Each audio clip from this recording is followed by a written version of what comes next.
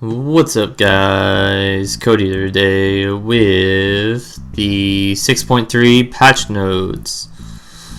So there are a lot of balance changes in this, so let's dive right on in. So Akali is getting buffed. Her Q, the energy restore, is now 40 energy at all ranks, and the dash speed for her ult is now increased by 400. Alistar's E is being nerfed. The mana cost is being increased, and the cooldown is also being increased. Corki, the base damage on this Q being decreased, and his ultimate recharge time being increased, so nerf overall for him. Echo being buffed, his Q cooldown time is being decreased early on. Gragas, he's being buffed. The Q slow duration is now 2 seconds, and his Drunken Rage channel time is now 0.75 seconds, and now has a 250 AoE damage radius. Graves is being nerfed, and this one's hitting him pretty hard. So now his Q end of the line is doing less damage by a fairly good amount, and there is now a brief animation before detonating after colliding with terrain for it, which I believe is going to be a quarter of a second, so that's going to hurt him as well. Alawi is being buffed for her E. The mana later on in the game is reduced. If she misses, there is no delay time for her.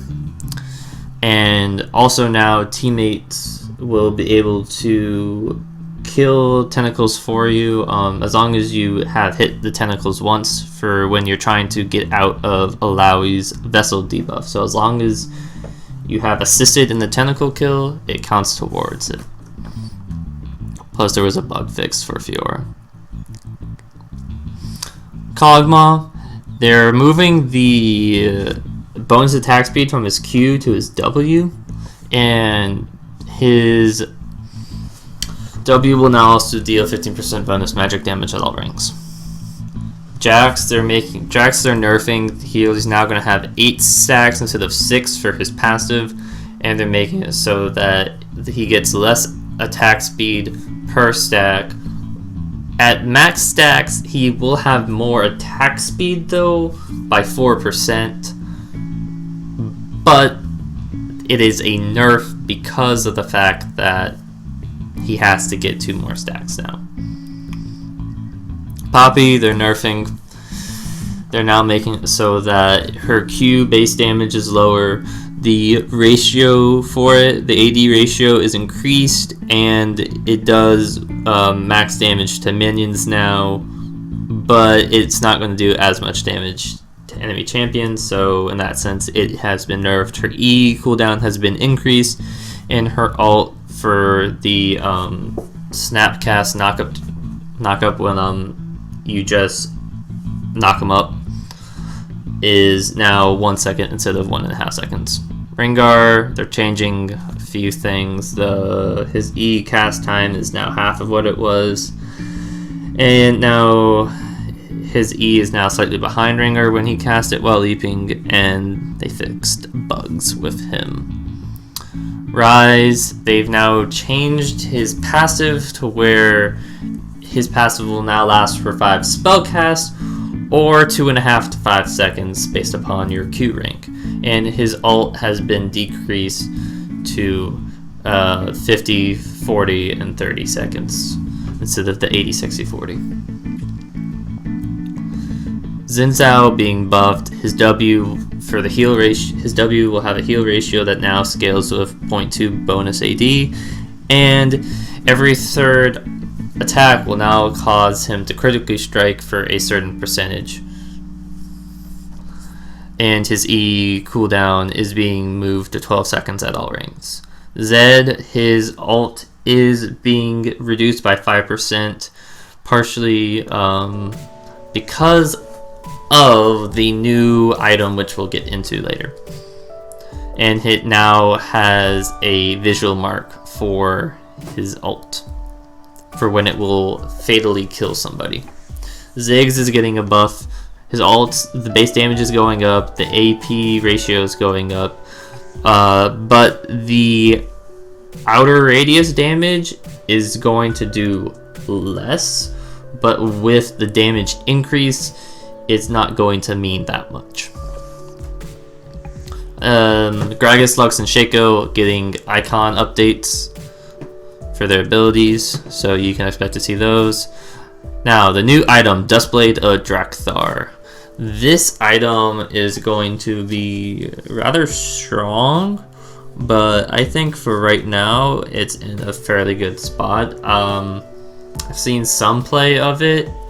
It's good, but I'll get into it more after I go over the stats. It costs 3,250 gold, gives 75 AD, gives 5% bonus movement speed, and gives 10 armor pin.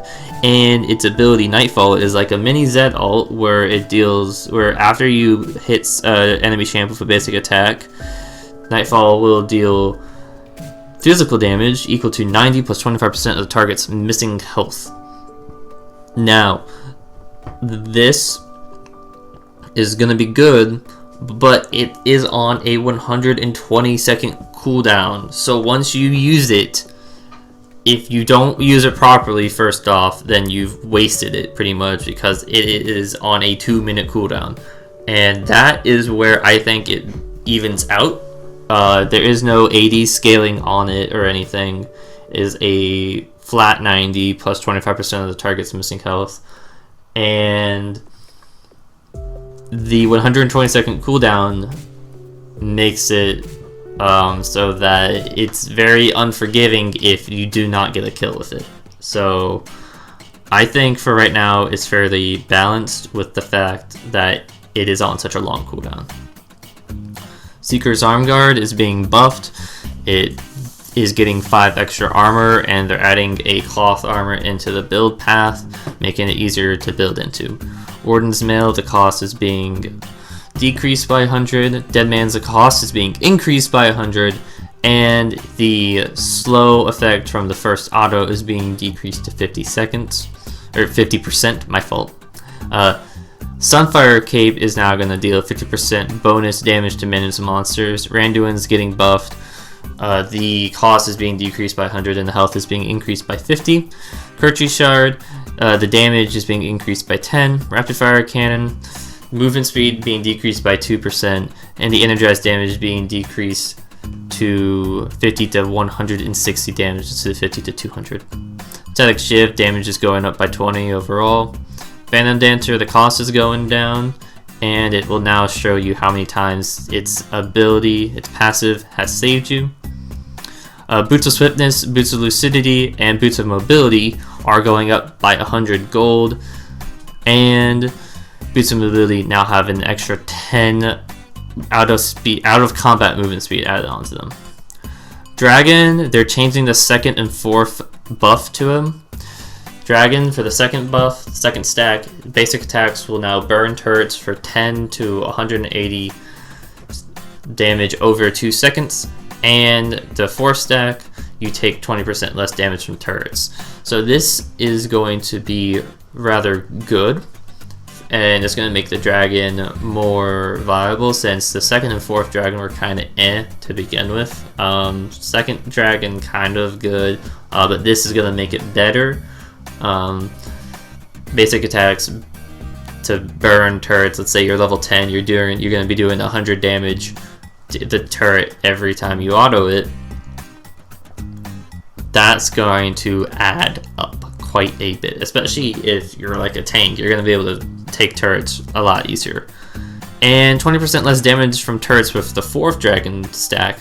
That's going to be really good, as now tanks can just walk into turrets and just not feel a thing. So buffs to dragon.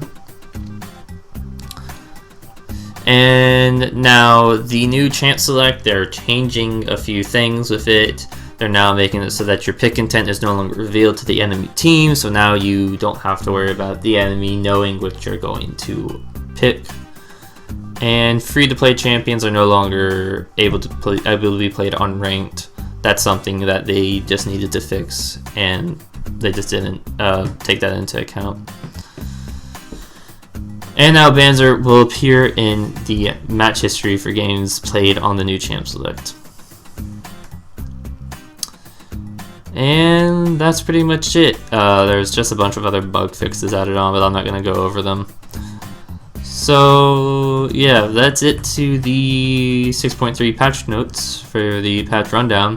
One thing that I found that they did not mention here, but I saw on the PvE, was that the time for the timers for the new champ select, that on the PvE it said that they were going to be reduced. So that way, like, the max time right now is the max time for 6.2 was 720 seconds overall if you went out the full distance, if you let the timers go all the way out. And the max time that it, with the changes, was going to be 530 seconds or something like that. So I don't know if that's being added or not, if it's being added and it's not mentioned or something like that.